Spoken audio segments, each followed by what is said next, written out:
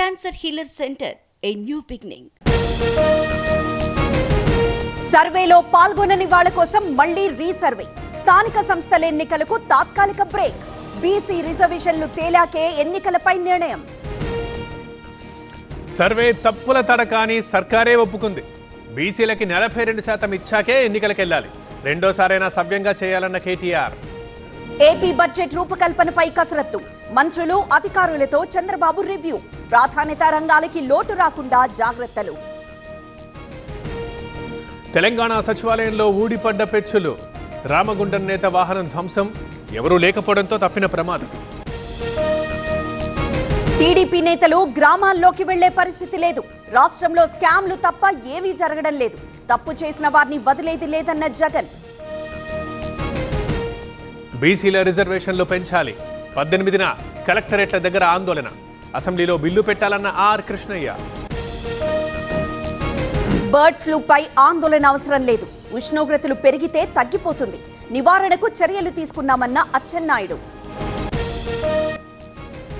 దక్షిణాది ఆలయాల సందర్శన వ్యక్తిగతం. రాజకీయాలకు సంబంధం లేదన్న పవన్. లడ్డూ కల్తీ కేసులో దోషుల అరెస్టుపై సంతోషం. వైసీపీ సోషల్ మీడియా వింగ్ పై పృథ్వీ ఫిర్యాదు. ఓ సినిమా ఫంక్షన్లో చేసిన కామెంట్స్ వైరల్. ఫోన్ కాల్స్తో వేధిస్తున్నారంటూ కంప్లైంట్. భూ ఆక్రమణ ఆరోపణలపై విజిలెన్స్ ఎంక్వైరీ. పెద్దిరెడ్డి వాదనకి భిన్నంగా నివేదిక. అటవీ భూములు ఆక్రమించారని రిపోర్ట్. ఈ దుస్థితికి కిరణ్ రాయలే కారణం. ఏది జరిగినా అతడిదే బాధ్యత. అన్ని ఆధారాలు ఉన్నాయన్న లక్ష్మి. మేడారం మినీ జాతర ప్రారంభం.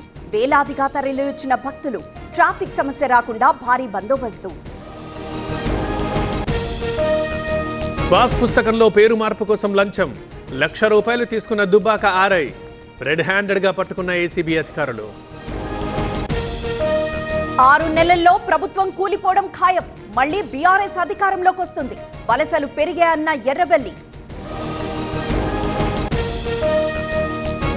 కర్ణాటకలోని గదగ్లో సోదాలు. వడ్డీ వ్యాపార ఇళ్లలో కోట్ల కొద్దీ కరెన్సీ.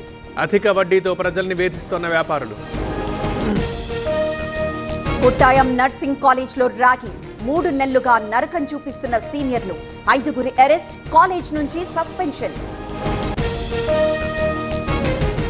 వైభవంగా సమతా కుంభ బ్రహ్మోత్సవాలు. ఉదయం 10:30కు ఆచార్య వరివస్య. సాయంత్రం గజవాహన సేవ. ఇవాళ పార్లమెంట్ ముందుకు ఇన్కమ్ ట్యాక్స్ బిల్లు. 1961 నుంచి ఉన్న పాత బిల్లుకు స్వస్తి.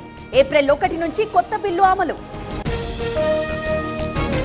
మాఘ పౌర్ణమి రోజున మహాఘట్టం. ఇప్పటి వరకు 50 కోట్ల మంది పుణ్యస్నానాలు.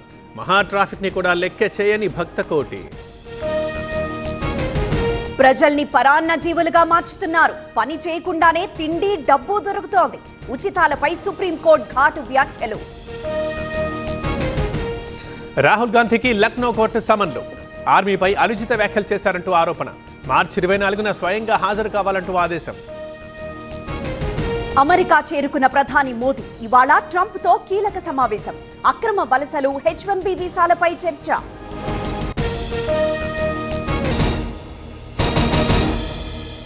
Cancer Healer Center, a new beginning.